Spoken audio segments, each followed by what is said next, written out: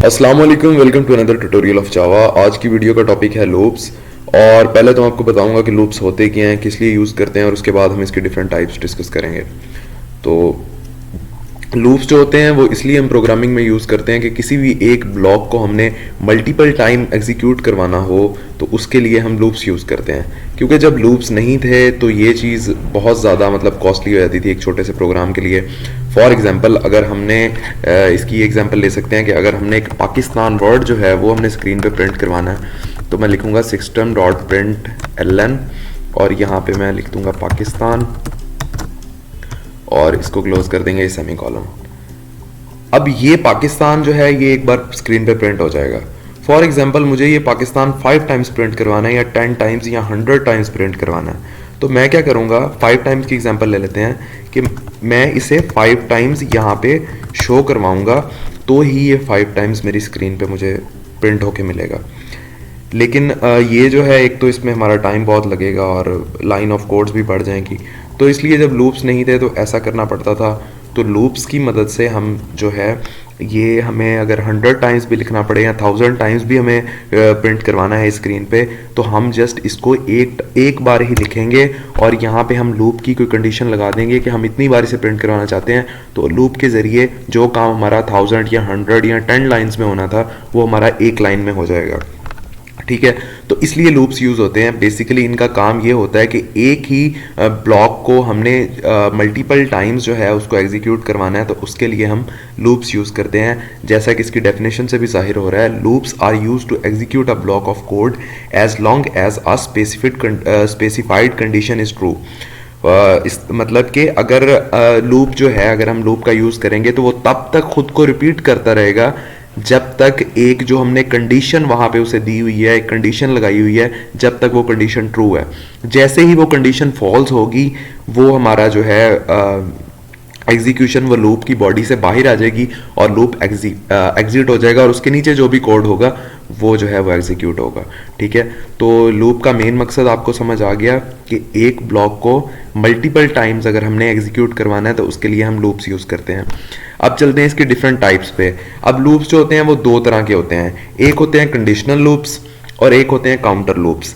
Conditional loops में while loop आ जाता है और डू वाइल लूप आ जाता है और काउंटर लूप्स में फॉर लूप आ जाता है और फॉर ईच लूप आ जाता है। ठीक है, कंडीशनल लूप वाइल लूप में हम क्या करते हैं कि वाइल लूप में हम अपनी एक कंडीशन लगाते हैं। फॉर एग्जांपल इसका सिंटैक्स ये है, वाइल यहाँ पे कंडीशन आ जाएगी, कंडीशन और ये आ गई लूप की बॉडी और इस बॉडी में हम जो भी कोड लिखेंगे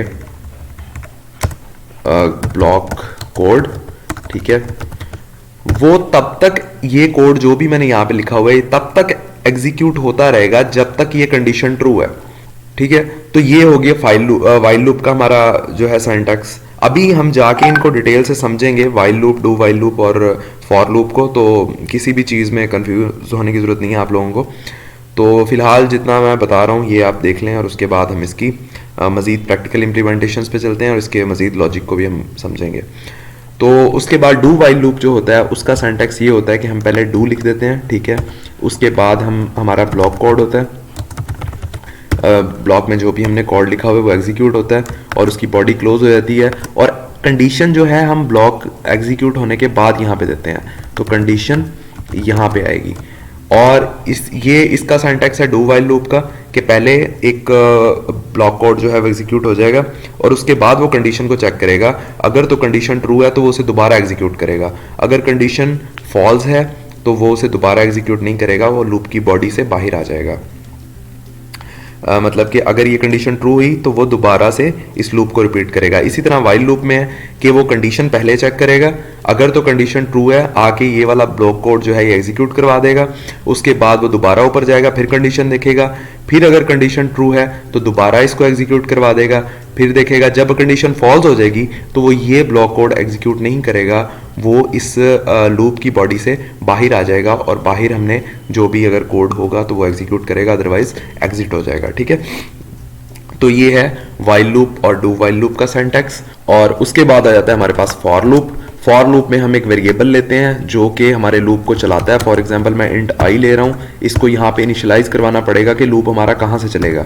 फॉर एग्जांपल 1 से चलेगा तो मैंने आई इज इक्वल टू 1 रख दिया है, और उसके बाद मैं आई यहाँ पे कोई भी कंडीशन लगाऊंगा कि लूप तब तक चले जब तक ये कंडीशन ट्रू है। फॉर एग्जाम्पल मैं कह रहा हूँ जब तक जो है ना आई वो लेस देन इक्वल टू 10 है तो ये लूप चलता रहे, और यहाँ पे अपडेशन भी होती रहे।